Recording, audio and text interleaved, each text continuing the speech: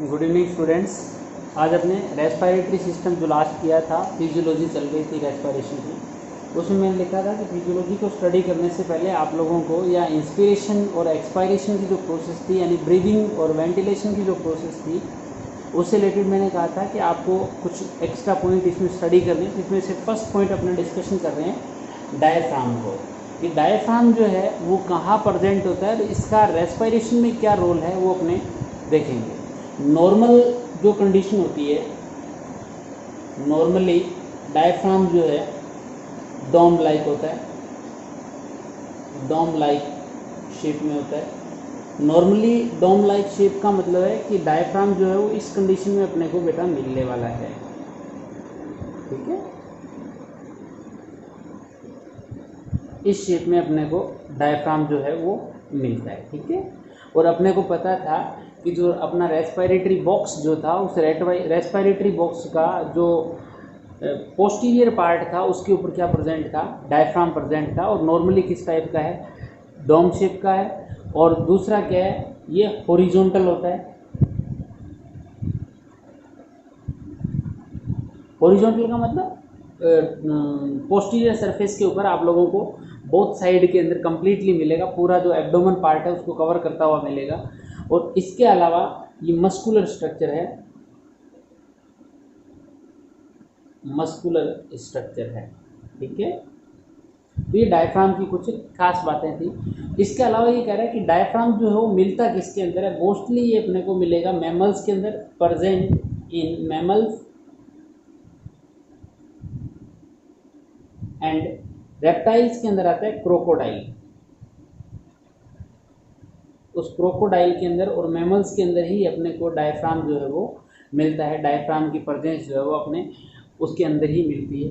दूसरा, कई बार क्वेश्चन पूछ लेता है कि यदि आप डायफ्राम को पंचर कर देते हैं या किसी टाइप का इसमें पोर कर देते हैं तो रेस्पिरेशन की प्रोसेस पे क्या इफेक्ट पड़ेगा। If you puncture the diaphragm, और we can say if you perforate the diaphragm then what will be the effect on breathing. तो ऐसी सिचुएशन में ब्रीदिंग जो है, मैं यहाँ लिख देता हूँ, if we puncture diaphragm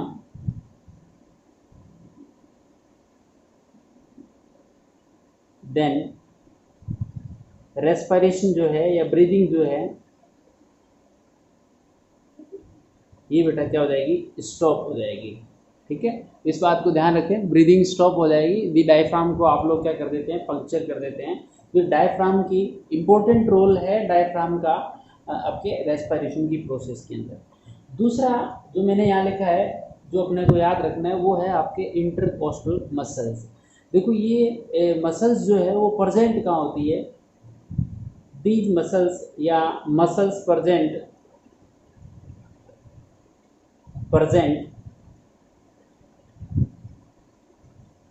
between, or we can say associated with ribs are known as intercostal muscles। वैसे ये इंटरकोस्टल मसल्स की नंबर जो है वो अपने से नहीं पूछता, पर फिर भी अपने एक आइडिया लें कि जो इंटरकोस्टल मसल्स है, इन इंटरकोस्टल मसल्स की नंबर कितनी होती है। तो आप बोल सकते हैं कि मोस्टली ये कितनी होती है बेटा, 11 पेयर जो मसल्स के हैं, 11 pair intercostal muscles are present. Intercostal muscles में ICM शॉर्ट में इसको लिख रहा हूँ बेटा, ठीक है। और ये कह रहा है कि ये जो इंटरकोस्टल मसल्स होती है ये 2 टाइप की होती है। कितने टाइप की होती है बेटा, ये 2 टाइप की होती है। एक आती है एक्सटर्नल इंटरकोस्टल मसल्स, या इसको बोल सकते हैं आप एक्सटर्नल इंटरकोस्टल मसल्स। और दूसरी आती है आपकी internal intercostal muscles. Internal intercostal muscles देखिए इन दोनों मसल्स की जो ओरिजिन है, इन दोनों मसल्स की स्ट्रक्चर जो है वो किस टाइप से होती है और ये क्या रोल प्ले कर रही है। तो इसमें से ये कह रहा है कि जो एक्सटर्नल इंटरकोस्टल मसल्स होती है, मान लेते हैं कि इस टाइप से अपने रिब्स है, ये रिब्स है, ये स्टर्नम पार्ट है बेटा, स्टर्नम, और ये आपके वर्टिबल कॉलम है, वर्टिबल कॉलम है, वर्टिब्रा है इसकी। तो ये रिब्स, ये फिर सेकंड रिब इस टाइप से, इसी टाइप से थर्ड रिब्स इस टाइप से। तो ये कह रहा है कि ये जो एक्सटर्नल इंटरकोस्टल मसल्स होती है, ये एक्सटर्नल इंटरकोस्टल मसल्स का जनरली जो ओरिजिन होता है वो वन रिब की, देखो ये रिब्स जो है, इस रिब्स की थोड़ा सा डिटेल देखें इसे, इस रिब्स की ये जो साइड है ना, ये वाली साइड, ये तो होती है, या मैं यहाँ ड्रॉ कर देता हूँ डायग्राम से, इस रिब्स की ये साइड जो है ये तो है डोर्सल, सॉरी हाँ डोर्सल, डोर्सल, और ये साइड जो होती है वो कौन सी होती है, वेंट्रल। ठीक है, तो जनरली ये अपने को कह रहा है कि ये जो एक्सटर्नल इंटरकोस्टल मसल्स होती है, ये एक्सटर्नल इंटरकोस्टल मसल्स इसकी डोर्सल सरफेस से ओरिजिनेट होती है और जाती कहाँ है, मैं एरो के सिंबल से लिख देता हूँ कि अदर जो रिब्स है उसकी वेंट्रल सरफेस पे जाएगी। तो मैं यहाँ लिख देता हूँ originated from dorsal surface of dorsal surface of one rib and attach with ventral surface of other rib या another रिब्स। आई थिंक ये समझ में आ गई होगी आप लोगों को कि डोर्सल सरफेस कौन सी है, वेंट्रल सरफेस कौन सी है। तो ये जितनी भी मैंने 3 मसल्स बनाई है, अपर वाली सरफेस तो है बेटा डोर्सल, और इनकी ये जो साइड है, यानी आप यूँ मान लें कि अपने एब्डोमन की तरफ, अपने पेट की तरफ वाला हिस्सा जो रिब्स का है, इस टाइप से मान लो कि अपनी बॉडी है, इस बॉडी के अंदर ये रिब्स पोज दैट प्रेजेंट है, रिब्स का केज है, ये एब्डोमन पार्ट है, लेग्स वाली साइड है अपनी। तो ये साइड तो कौन सी हो जाएगी बेटा, ये हो जाएगी वेंट्रल, और ये कौन सी सरफेस हो जाएगी, डोर्सल। तो ये कह रहा है कि डोर्सल से ओरिजिनेट हुई और दूसरी रिब के वेंट्रल तक जाते हैं, यहाँ से ओरिजिनेट होकर यहाँ तक जाएगी, उनको आप कौन सी बोलते हैं, एक्सटर्नल इंटरकोस्टल मसल्स जो है वो नेम दे रहे हैं। इसके अलावा इंटरनल इंटरकोस्टल की बात करें तो ये इंटरनल इंटरकोस्टल ये कह रहा है originated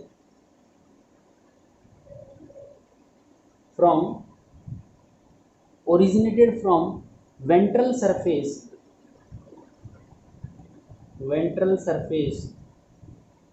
of rib and attached on dorsal surface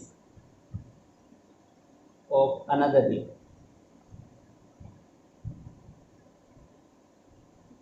यानी ये वेंट्रल से ओरिजिनेट हो रही थी, वो डोर्सल से ओरिजिनेट। देखो इधर मान लो ये आपके पास वन रिब थी,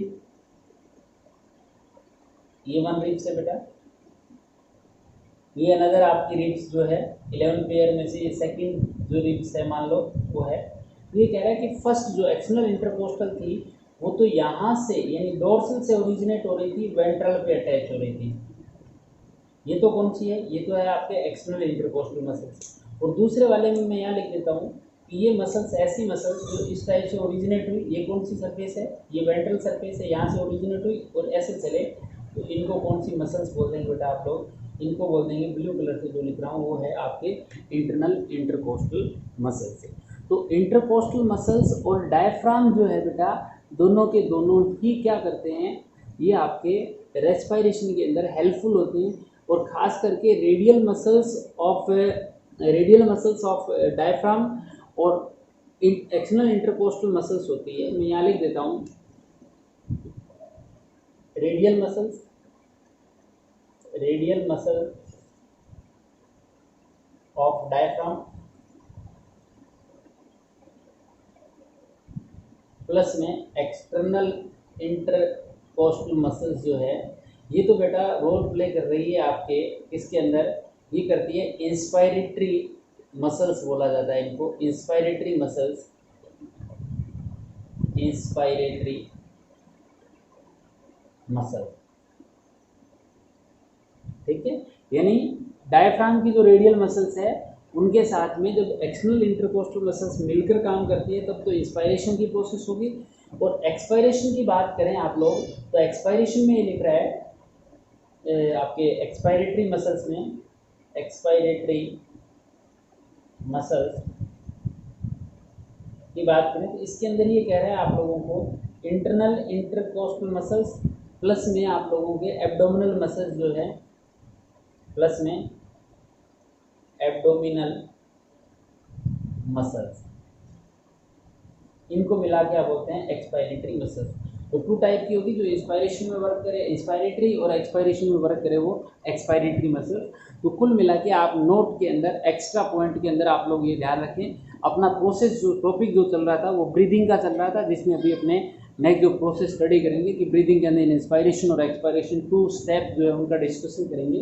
बट उससे पहले बेटा आप लोग इसका स्क्रीनशॉट लें, ये अपना कंप्लीट जो है एक्स्ट्रा पॉइंट के नेम से आप लोग अपनी नोटबुक में नोट करें। हाँ बेटा, अपने फिजियोलॉजी के अंदर बात कर रहे थे, फिजियोलॉजी ऑफ रेस्पिरेशन। इस फिजियोलॉजी की बात करें तो आप लोगों ने कहा था सर इसके अंदर डिफरेंट स्टेप्स थे, जिनमें फर्स्ट स्टेप आप लोगों ने लिखा था वेंटिलेशन, वेंटिलेशन या इसी को आप लोगों ने बोला था ब्रीदिंग।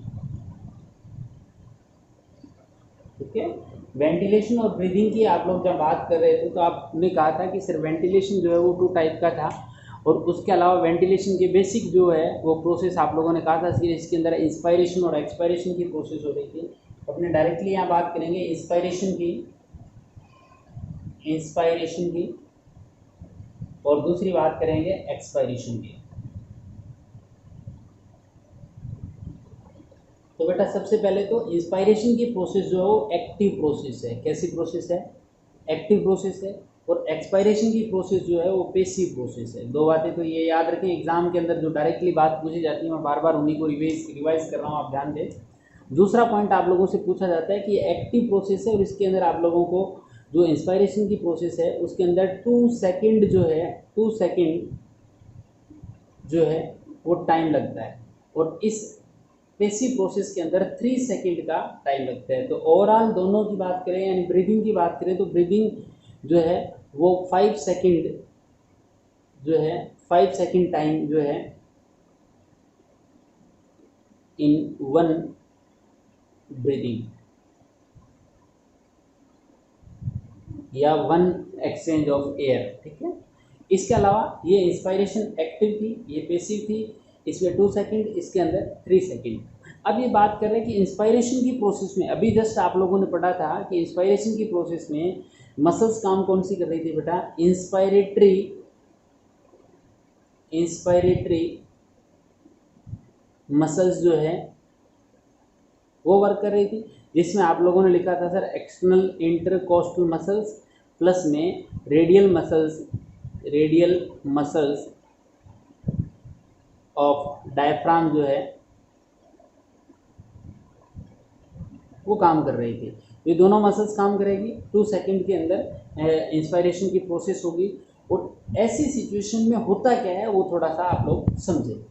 ये कह रहा है कि जैसे आपकी बॉडी के अंदर, मैं यहाँ कुछ डायग्रामेटिकली नहीं बता सकता बट देखें आप लोग, आपकी बॉडी के अंदर O2 की या ऑक्सीजन की डेफिशिएंसी होती है। क्या होती है बेटा? O2 की डेफिशिएंसी होती है। तो जैसे ही O2 डेफिशिएंट होगा तो सिंपल सी बात है कि CO2 का लेवल जो है वो क्या हो गया बेटा? इंक्रीज हो गया। CO2 लेवल इंक्रीज होते ही ये मैसेज जो है, ये मैसेज जाएगा आपके ब्रेन के पास। ठीक, ब्रेन के अंदर जो हिंड ब्रेन है, यानी ब्रेन के fore brain, mid brain, hind brain की बात करें तो हिंड ब्रेन के अंदर बेटा आपका पार्ट होता है पोन्स वेरोली और मेडुला ऑब्लांगेटा। उस मेडुला पार्ट जो है, medulla part of hind brain, दिख रहा होगा आप लोगों को। यानी जैसे ही आपकी बॉडी में ऑक्सीजन की डेफिशिएंसी होगी, यानी CO2 की अमाउंट इंक्रीज होगी, इसका मैसेज, इसका स्टिमुलस किसके पास जाएगा?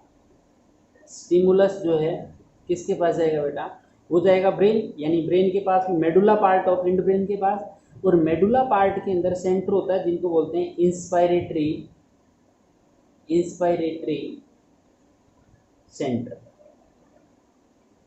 ठीक है, ये इंस्पायरेटरी सेंटर क्या करता है? तुरंत मैसेज डालता है किसके पास? जैसे एक तो ये आपके पास ऐसी स्ट्रक्चर थी जिसको आप लोगों ने बोला कि सर ये डायफ्राम जो है वो डोम शेप के अंदर डायफ्राम है।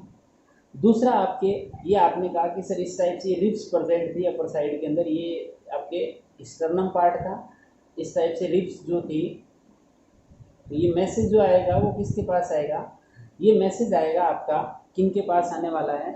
एक तो मैसेज आएगा इसका रेडियल मसल्स के पास, रेडियल मसल्स ऑफ डायफ्राम।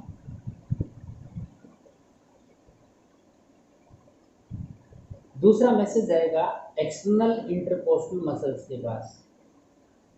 देखो एक्सटर्नल में डोर्सल से उनको ओरिजिनेट कर रहा हूँ थोड़ी, और वेंट्रल पे अटैच कर रहा हूँ। ये एक्सटर्नल इंटरकोस्टल मसल्स है। यानी इंस्पायरेटरी सेंटर से मैसेज किसके पास गया? एक तो मेडुला के पास गया, और दूसरा किसके पास है? सॉरी, रेडियल मसल्स के पास, और दूसरा एक्सटर्नल इंटरकोस्टल मसल्स के पास गया। जैसे इनके पास मैसेज आएगा, बोथ मसल्स जो है, यानी बोथ जो है ये वाली प्लस ये वाली क्या करेगी? कॉन्ट्रैक्ट करेगी। ठीक है, और इनके कॉन्ट्रैक्ट होने से देखो रेडियल मसल्स कॉन्ट्रैक्ट होती है तो डायफ्राम क्या हो जाता है? अपनी इस पोजीशन पे आ जाएगा। ये कैसा हो जाएगा बेटा? फ्लैट हो जाएगा। तो डायफ्राम जो है वो तो किस में कन्वर्ट हो गया? कॉन्ट्रैक्शन की वजह से फ्लैट स्ट्रक्चर के अंदर कन्वर्ट हो गया। डायफ्राम क्या हो जाएगा बेटा? फ्लैट स्ट्रक्चर में कन्वर्ट हो जाएगा, मतलब डायरेक्टली फ्लैट हो जाएगा, चपटा हो जाएगा, नीचे की तरफ आ जाएगा। और नीचे की तरफ आएगा मतलब डायफ्राम मूव टुवर्ड्स, मैं एक बार इसको हटा रहा हूँ यहाँ से, मूव टुवर्ड्स एब्डोमेन पार्ट। ठीक है, और ये जो मसल्स है ये क्या होती है? कॉन्ट्रैक्ट एंड कम्स आउटवर्ड, ये बाहर की तरफ आएगी। देखो ये बाहर की तरफ आएगी, ये डाउनवर्ड जाएगा, मतलब एब्डोमेन पार्ट की तरफ जाएगा। तो आप लोगों ने कहीं स्टडी किया था कि सर ये थोरेसिक चैम्बर जो था, ये इस टाइप से थोरेसिक चैम्बर आप लोगों ने लास्ट वीडियो के अंदर डिस्कशन किया था। थोरेसिक कैविटी के अंदर कुछ इस टाइप से आपने कहा था सर ये नेक वाला पार्ट है, ये डोर्सल पार्ट था, ये वेंट्रल पार्ट था, ये एंटीरियर था, ये आपके कॉलर मसल्स बताई थी एंटीरियर। ये कौन सा पार्ट था बेटा? ये वाला पार्ट जो नीचे की तरफ दिख रहा है ये पोस्टीरियर पार्ट था। और ये कौन सी पोजीशन थी? ये लेटरल पोजीशन थी। ठीक है, तो ये कह रहा है कि ये रिब्स जो है, उन रिब्स के अंदर जो मसल्स थी उनकी कॉन्ट्रैक्शन की वजह से ये रिब्स जो है, यानी ये जो हिस्सा है इनकी वजह से जो कैविटी है, थोरेसिक कैविटी, देखो सीधी सी बात है, मैं यूँ करूँ, ये मसल जो है ये कॉन्ट्रैक्ट हो गई, ये वाली मसल रिब्स वाली। तो कैविटी का size dorsal to ventral increase होगा, यानी चेस्ट जो आगे की तरफ आएगी। आगे की तरफ आने का मतलब है कि जो आपका एक्सिस जो है उसमें फ्लाउट जो है, मान लो ये डोर्सल सरफेस है, ये आपके वेंट्रल सरफेस है इस टाइप से, ये वेंट्रल और ये डोर्सल है इस टाइप से। तो ये कह रहा है कि ऐसे बाहर आएगी, मतलब डोर्सो वेंट्रली कंडीशन के अंदर थोरेसिक चेम्बर का वॉल्यूम जो है वो इंक्रीज होगा, डोर्सो वेंट्रली इंक्रीज होगा।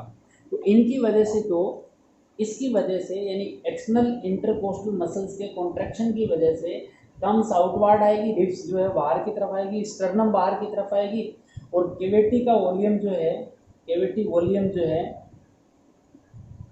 Increase toward dorso ventrally.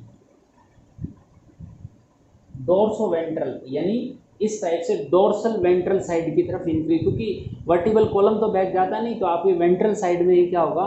Increment जो है वो थोरेसिक कैविटी का वॉल्यूम जो है, कैविटी वॉल्यूम जो है वो इंक्रीज होगा डोर्सो वेंट्रली। दूसरा ये कह रहा है कि ये जो फ्लैट मसल्स है एब्डोमेन वाली, इन फ्लैट मसल्स के कॉन्ट्रैक्शन की वजह से, अब अपने को पता है कि एब्डोमेन वाली मसल, देखो इसी हाथ को देखिए दोबारा से कि ये कंडीशन थी, तो ये जो फिंगर वाला जो एरिया दिख रहा है ये तो आप नेक वाला पार्ट बोल रहे हैं, ये जो इधर वाला पार्ट है ये वाला हिस्सा जो है इस एरिया पे आपको डायफ्राम मिल रहा था। अब ये कह रहा है कि डायफ्राम पहले तो यहाँ ऐसे था, ऐसी सिचुएशन में था डोम शेप में, अब ये फ्लैट हो जाएगा। फ्लैट हो जाएगा तो सिंपल सी बात है कि इस बीच की कैविटी का वॉल्यूम इंक्रीज होगा। वो कहाँ से होगा बेटा, ये एंटीरियर टू पोस्टीरियर जो है वो इंक्रीज होने वाला है। तो इसकी वजह से यानी एब्डोमेन पार्ट की जो मसल्स थी, सॉरी डायफ्राम की जो मसल्स थी, यानी एब्डोमेन की तरफ जा रहा था जैसे डायफ्राम, तो वॉल्यूम जो है कैविटी का वो ऐसे इंक्रीज होगा, मतलब एंटीरियर टू पोस्टीरियर जो एक्सिस है उस पर आपका इंक्रीमेंट होने वाला है। तो due to this volume of thoracic cavity increase along with anterior posterior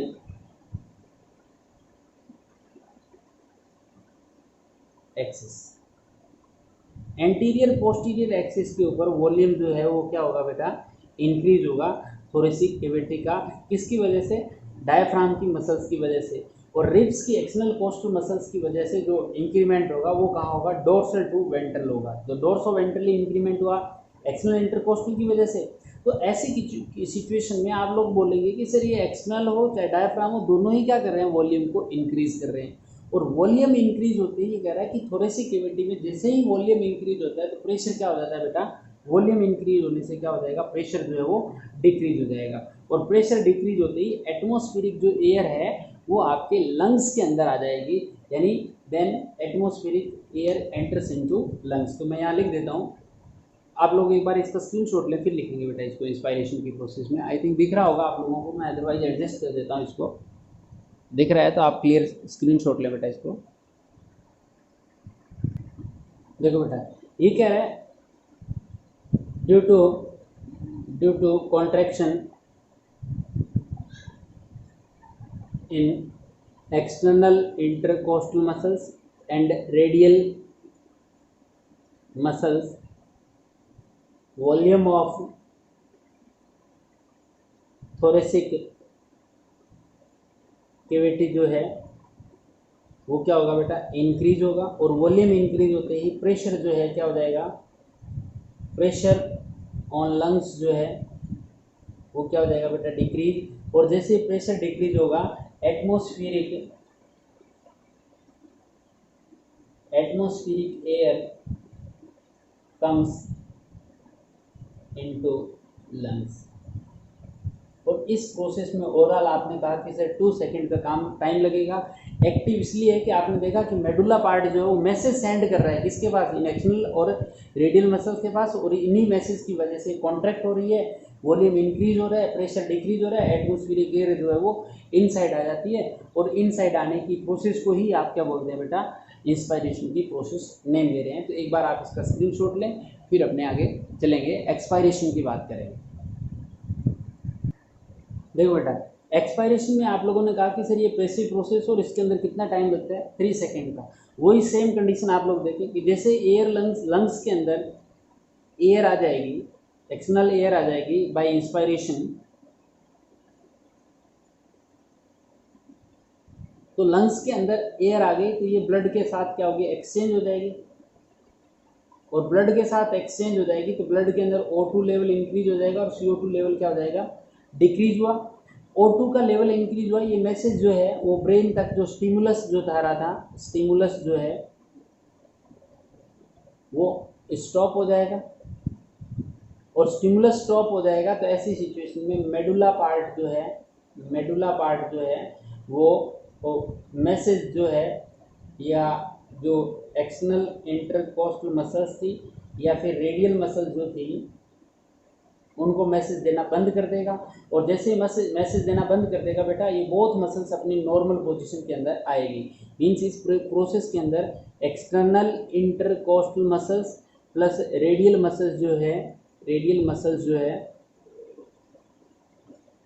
वो नॉर्मल शेप के अंदर आएगी, और जैसे ही नॉर्मल शेप के अंदर आएगी वैसे ही क्या हो जाएगा, अपनी नॉर्मल कंडीशन के अंदर आएगी तो वापस क्या हो जाएगा, ये जो वॉल्यूम जो है उसको क्या कर देगी, डिक्रीज, और वॉल्यूम डिक्रीज होते ही प्रेशर क्या हो जाएगा बेटा, प्रेशर इंक्रीज हो जाएगा, और प्रेशर इंक्रीज होते ही जो अंदर एक्स्ट्रा एयर थी वो बाहर निकल जाएगी, यानी कौन सी प्रोसेस हो जाएगी, एक्सपायरेशन हो जाएगा। क्योंकि ये कॉन्ट्रैक्ट हो रही थी तो वॉल्यूम इंक्रीज हो रहा था, अब ये रिलैक्स होगी तो वॉल्यूम क्या हो जाएगा, डिक्रीज। वॉल्यूम इंक्रीज हो रहा था तो प्रेशर डाउन, या वॉल्यूम डिक्रीज हो रहा है तो प्रेशर इंक्रीज, और ऐसी कंडीशन में क्या हो जाएगी बेटा, एक्सपायरेशन हो जाएगी, यानी इंटरनल एयर जो है वो बाहर की तरफ निकल जाएगी। तो ये प्रोसेस होती है आप लोगों के एक्सपायरेशन की। तो इसके अंदर आप लोगों को जनरली पूछ लेता है कि एक्सपायरेशन के अंदर कौन सी मसल्स जो है वो, नॉर्मल एक्सपायरेशन की बात करें तो ऐसी सिचुएशन में आपका यही है कि बहुत मसल जो इंस्पायरेशन की प्रोसेस में थी वो क्या होती है, रिलैक्स होती है, और रिलैक्स होने की वजह से क्या होती है, एक्सटर्नल इंटरकोस्टल और रेडियल मसल्स ही रिलैक्स होगी। तो नॉर्मल ये पेसिव प्रोसेस है, ठीक है। दूसरा आप लोगों से ऐसा क्वेश्चन पूछा जा सकता है कि वन ब्रीदिंग में, वन वेंटिलेशन में टाइम लगा, आप लोगों ने कहा सर 2 और 3 यानी 5 सेकेंड टाइम लगा, तो इट मीन्स 1 मिनट के अंदर कितना लगेगा, ब्रीदिंग रेट जो है, ब्रीदिंग रेट जो है वो कितनी होगी। तो ब्रीदिंग रेट के लिए आप लोग लिखेंगे कि सर ओवरऑल जो है वो 2 सेकेंड प्लस 3 सेकेंड यानी 5 सेकेंड वन ब्रीदिंग के अंदर लग रहा है। इसका मतलब 60/5 यानी 12 ब्रीदिंग पर मिनट की रेशो निकलेगी। मतलब 60 सेकंड होती है 1 मिनट के अंदर, तो 1 मिनट में कितनी ब्रीदिंग होगी बेटा, 1 मिनट के अंदर आप लोग उसको 5 सेकंड से डिवाइड कर देंगे तो एवरेज जो है वो 12 जो है वो आपका आंसर आएगा कि 12 ब्रीदिंग जो है वो पर मिनट के हिसाब से रेट ऑफ ब्रीदिंग जो है वो जनरली निकलती है। बट ये वेरी करती रहती है, 12 to 16 होती है। एवरेज के पॉइंट ऑफ व्यू से कई बार इसको लेते हैं तो वो 14 ब्रीदिंग पर मिनट जो है, ब्रीथ पर मिनट जो है वो ली जाती है। तो आप लोग इस टाइप से कैलकुलेट इसको कर सकते हैं। तो एक बार आप इस एक्सपायरेशन की प्रोसेस का भी स्क्रीनशॉट जो है वो ले, फिर मैं आप लोगों को लंग्स जो है वो किस टाइप से एक्सपायरेशन और इंस्पायरेशन कर रहे हैं वो देखते हैं ना। देखिए बेटा दोनों डायग्राम को थोड़ा सा ध्यान से देखें, मैं डायरेक्ट आपको लैपटॉप में दिखा रहा हूँ। देखो इस कंडीशन में, ये कंडीशन आप लोगों को इंस्पायरेशन की बता रहे हैं जिसमें ये डायफ्राम जो है वो नीचे की तरफ मूव कर रहा है, ठीक है, और ये रिब्स जो है वो एक्सटर्नल साइड में, देखो एरो के सिंबल लगे हुए हैं, ये एक्सटर्नल साइड में जा रहे हैं। इस वजह से वॉल्यूम इंक्रीज हो रहा है और एक्सटर्नल एयर जो है, एयर एंटरिंग लंग्स या लंग्स के अंदर एयर आ रही है।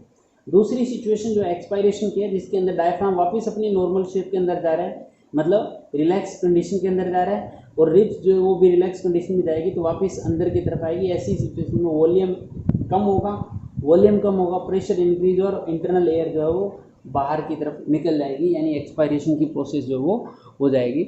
एक बार इन डायग्राम्स का भी आप स्क्रीनशॉट ले लें। वैसे आपके पास जो भी नोटबुक है, बुक्स जो है, मॉड्यूल जो है उनमें मिल जाएंगे आपको, फिर भी आप लोग इसका स्क्रीनशॉट लें बेटा। उसके बाद अपने बात करते हैं इंस्पायरेशन से रिलेटेड एक पॉइंट आता है herring ब्रूरर्स reflex.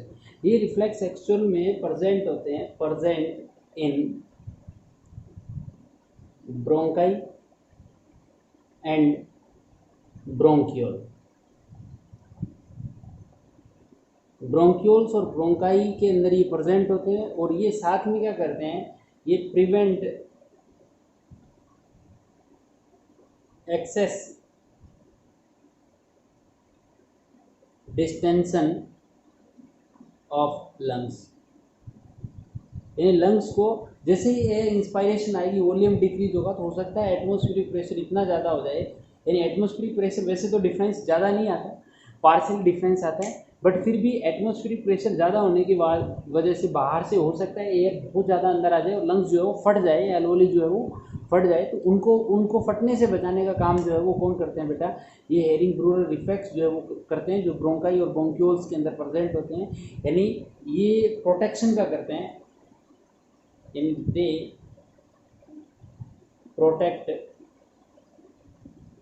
Protect lungs from excess air की एंट्री से जो लंग्स है उनको प्रोटेक्ट करने का काम जो है वो कर रहे हैं, कौन, आपके हेरिंग ब्रूरर रिफ्लेक्स। इसके बाद जनरली कुछ पॉइंट नोट डाल के आप लोग लिख सकते हैं, नोट डाल के एक्स्ट्रा के अंदर, जनरली क्या होता है कि नॉर्मल मेन के अंदर, नॉर्मल ब्रीदिंग के अंदर या मेल के अंदर नॉर्मल ब्रीदिंग जो है, उस नॉर्मल ब्रीदिंग के अंदर एक्सटर्नल इंटरकोस्टल मसल्स जो है उसका रोल होता है 25% and radial radial muscles of diaphragm जो है उसका रोल होता है 75%। ठीक है, नॉर्मल के अंदर। तो ऐसी कंडीशन को आप लोग नॉर्मल रेस्पिरेशन जो है उसको आप लोग एब्डोमिनल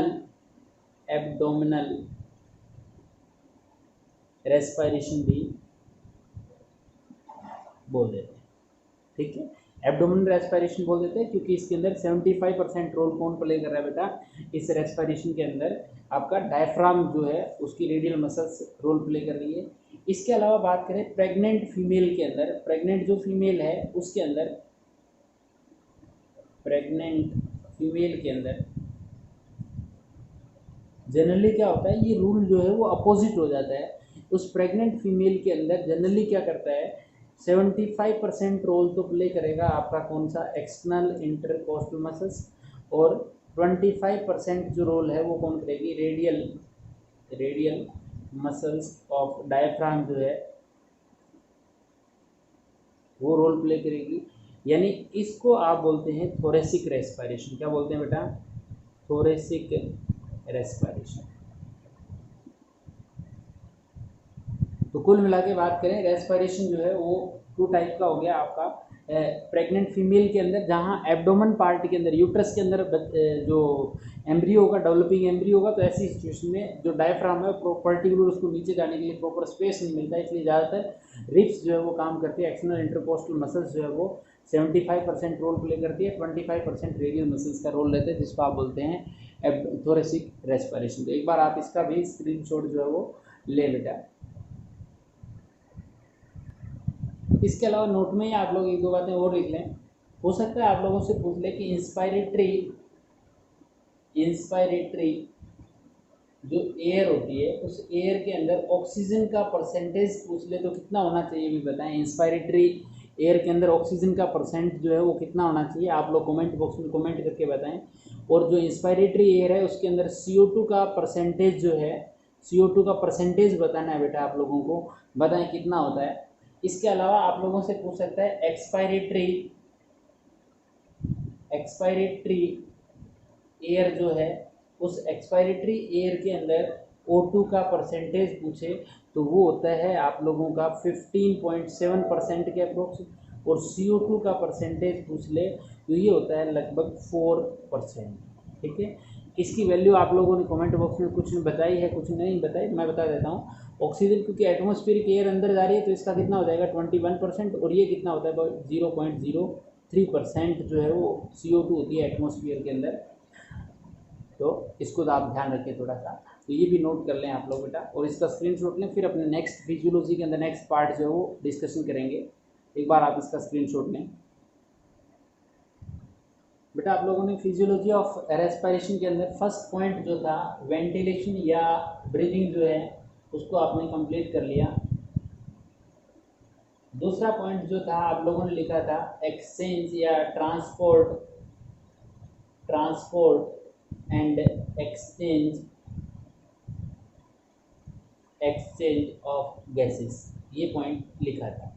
ठीक है, थर्ड पॉइंट आप लोगों ने लिखा था सेलुलर रेस्पिरेशन। ठीक है ना, तो सेलुलर रेस्पिरेशन अपना प्लांट फिजियो के अंदर कंप्लीट हो गया, इसलिए यहाँ इसका डिस्कशन नहीं करेंगे। ATP प्रोडक्शन की प्रोसेस है, ये सारी की सारी A to Z अपने वो ग्लाइकोलाइसिस है, लिंक रिएक्शन है, आपके क्रेब साइकिल है, और ETS साइकिल जो अपने कंप्लीट कर लिया। फर्मेंटेशन की भी बात आप लोगों ने कर ली। अपने सिर्फ इनकी बात करेंगे तो ब्रीदिंग अपना कंप्लीट हो गया। सेकंड जो बात कर रहे हैं transport and exchange of gases की बात करेंगे। अभी तक आप लोगों ने लिखा है कि एटमॉस्फेरिक जो है, एटमॉस्फेरिक गैस जो है, गैसेस जो है वो कहाँ आ गई, comes into lungs by inspiration.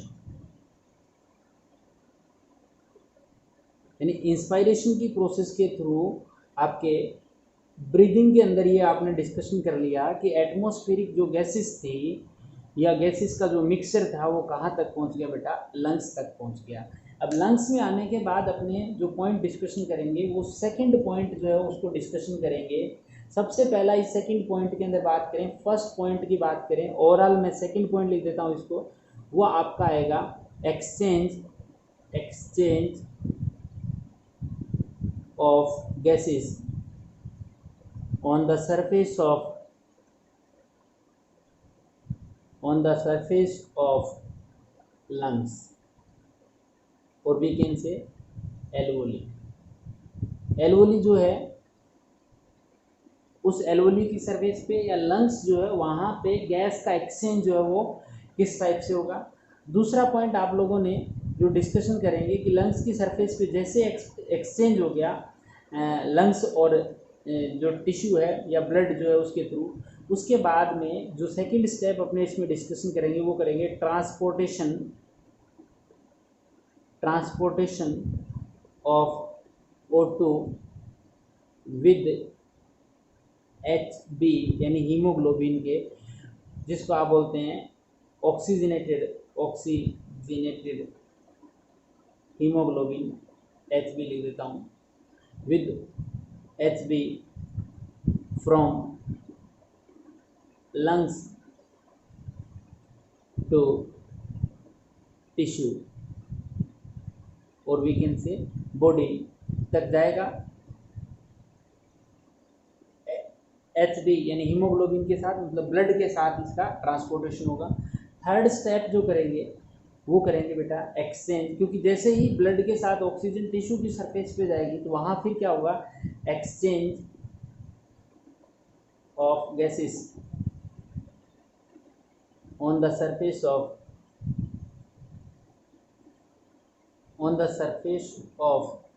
Tissue की सरफेस पे एक्सचेंज होगा। एक्सचेंज होने के बाद में जो CO2 आएगी किसके पास, ब्लड के पास, उसके बाद आएगा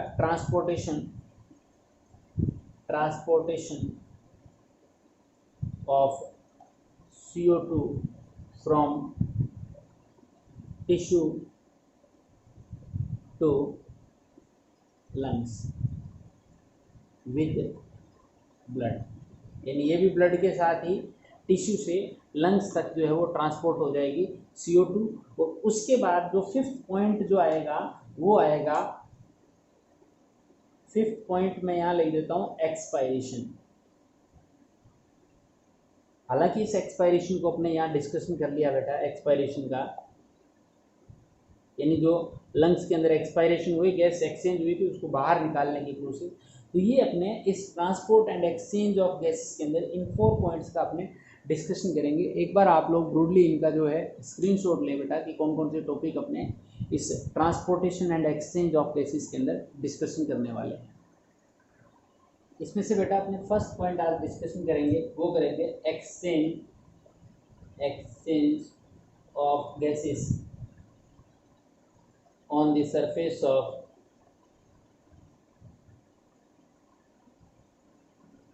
लंग्स की सरफेस पे जो गैसेस का एक्सचेंज है वो अपने डिस्कशन करेंगे। जो नेक्स्ट पॉइंट है उसमें ये कह रहा है कि exchange of gases on the lungs की सरफेस पे, चाहे टिश्यू की सरफेस पे क्यों होता है, exchange of gases on the surface of lungs is due to difference in partial pressure of gases, यानी गैसेस का जो पार्शियल प्रेशर जो है उस पार्शियल प्रेशर में जो डिफरेंस होता है उसी डिफरेंस की वजह से क्या होता है बेटा, ये एक्सचेंज होता है। ये पार्शियल प्रेशर में डिफरेंस जो है वो किस टाइप से होगा, कितना पार्शियल प्रेशर होगा, उसके लिए मैं एक टेबल ड्रॉ कर रहा हूँ, यहाँ ध्यान दे थोड़ा सा। ये कह रहा है कि इस टेबल में अपने दो कंडीशन लेंगे, O2 और CO2 दोनों का पार्शियल प्रेशर जो है वो डिस्कशन कर लेंगे। ये सबसे पहले तो अपने यहाँ लिख देते हैं सीक्वेंस नंबर, या डायरेक्टली मैं यहाँ लिख देता हूँ O2 और फिर CO2 का लिख लेते हैं। O2 का पार्शियल प्रेशर और फिर CO2 का पार्शियल प्रेशर जो है वो अपने अलग अलग पॉइंट से लिख लेंगे। सबसे पहले बात करते हैं अपने कि एटमॉस्फेयर के अंदर, एटमॉस्फेयर में इनकी परसेंटेज क्या होती है। तो सबसे पहले O2 की परसेंटेज की बात करें तो 21%, और CO2 की परसेंटेज की बात करें तो बेटा कितनी होती है 0.03% जो है वो CO2 होती है। फिर बात कर लेते हैं कि एटमॉस्फेयर के अंदर इनका पार्शियल प्रेशर कितना होता है। Partial pressure in atmosphere, atmosphere के अंदर इसकी पार्शियल प्रेशर की बात करें 159 mmHg के बराबर तो होता है ऑक्सीजन का, और ये जो आपके क्या बोलते हैं CO2 जो होती है इसका पार्शियल प्रेशर होता है 0.3 mmHg। ये किसमें होगा आपका CO2 का पार्शियल प्रेशर होगा इसमें, ये एटमॉस्फेयर के अंदर। फिर ये बात कर रहा है एल्वोली के अंदर, बात कर लेते हैं पार्शियल प्रेशर इन एल्वियोली की बात करें तो एल्वियोली के अंदर इसका पार्शियल प्रेशर जो है ऑक्सीजन का 104 mmHg होता है बेटा, और CO2 का जो पार्शियल प्रेशर होता है वो होता है 40 mmHg। फिर तीसरी कंडीशन लेते हैं कि ऑक्सीजनेटेड ब्लड के अंदर जो है वो कंडीशन कितनी होनी चाहिए। Partial pressure in oxygenated blood, oxygenated blood के अंदर इनका पार्शियल प्रेशर कितना होगा। तो इसका पार्शियल प्रेशर होता है 95 mmHg और इसका पार्शियल प्रेशर होता है 40 mmHg।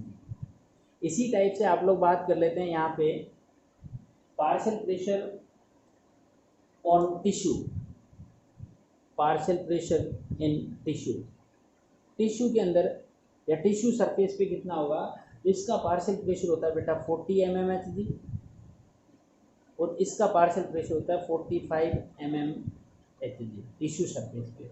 और इसके अलावा कई बार आप लोगों से पूछ लेता है डीऑक्सीजनेटेड ब्लड का, पूछ ले D partial pressure in deoxygenated blood.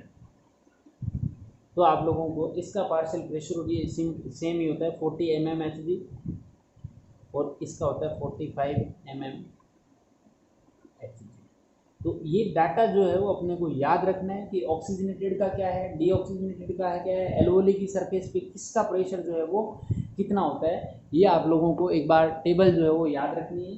कल अपने इसके अंदर डिस्कशन करेंगे कि लंग्स की सरफेस पे जो एक्सचेंज हो रहा है वो चलो आज ही बता देता हूँ आप लोगों को, क्योंकि अब आप लोगों को दिख रहा है कि एटमॉस्फेयर में छोड़ दें, एटमॉस्फेयर में प्रेशर छोड़ दें, बट एल्वोली की सरफेस पे जो एल्वोली के इनसाइड जो एयर होगी उस एयर के अंदर ऑक्सीजन का प्रेशर कितना होगा 104 mmHg होगा, और जो CO2 होगी उसका प्रेशर कितना होगा बेटा 40 mmHg होगा। तो एल्वोली की सरफेस पे ये रहता है। एक बार इस डाटा को याद रखें 104 एंड 40 mmHg को।